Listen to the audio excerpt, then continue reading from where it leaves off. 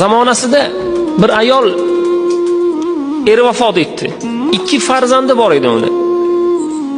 2 farzandi bilan ayol endi qanday tijorat qiladi?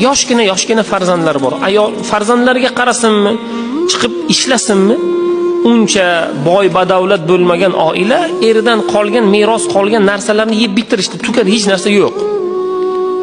Majbur bo'lishdi ko'chaga chiqishga. Ko'chaga chiqib aniq tilanchilik qiladi.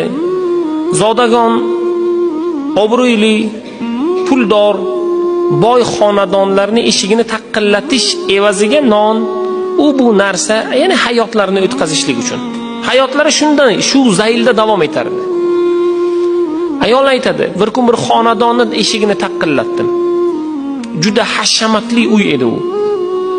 Menga eshikni ochdi, oila boshlig'i erkak. Aytdim, men